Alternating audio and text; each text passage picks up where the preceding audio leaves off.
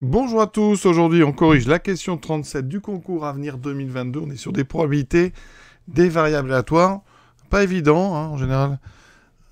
On fait ça en terminale, en fin d'année, hein, en tout cas au troisième trimestre. Donc c'est l'occasion de rappeler des choses importantes et assez simples finalement quand on les connaît.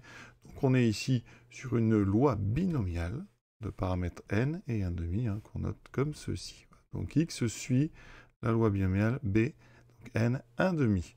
On nous donne une relation ici qui s'appelle la relation de Huygens, qui permet ici de calculer la variance de notre variable aléatoire en fonction de l'espérance de x carré et de l'espérance de x au carré. Assez jolie formule.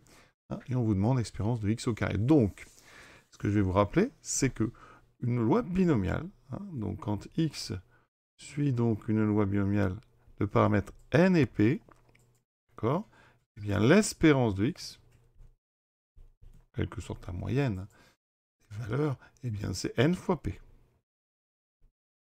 N multiplié par p. On écrit plus simplement np. Et ensuite, la variance, à connaître aussi, très important, hein, c'est np fois 1 moins p. D'accord? Si vous avez besoin de l'écart type, sigma de x, ce sera la racine carrée, donc de la variance racine de np fois 1 moins p. Donc on a tout ici, on a n et p. Donc dans notre exercice, x suit la loi binomiale donc de paramètres n et 1 demi. Donc son espérance, c'est n fois p, donc n fois 1 demi, c'est-à-dire n sur 2. Donc on peut calculer espérance de x au carré, d'accord? Donc l'espérance de x au carré, c'est n sur 2 au carré, c'est-à-dire n carré sur 4. On peut calculer la variance. Donc je vous ai dit n fois p fois 1 moins p, mais 1 moins p, ça fait 1 moins 1 demi, ça fait 1 demi.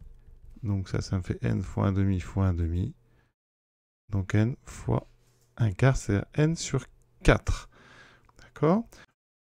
Donc je rappelle, elle est écrite, mais la formule de Koenig-Huygens, variance de x, c'est espérance de x carré moins espérance de x au carré. Donc ici, on a v de x, on a l'espérance de x, donc on peut calculer l'espérance de x au carré. Donc e de x carré, ça sera v de x plus e de x au carré, c'est-à-dire n sur 4 plus n carré sur 4. Alors on ne nous propose pas ça, mais on peut factoriser. Et on peut d'abord tout mettre sur 4. On aura n, donc ici n carré plus n, qu'on peut factoriser par n. Ça fait n fois n plus 1 sur 4. Et donc c'est la réponse D qu'il fallait choisir. Voilà. À très bientôt pour la suite de ce concours à venir.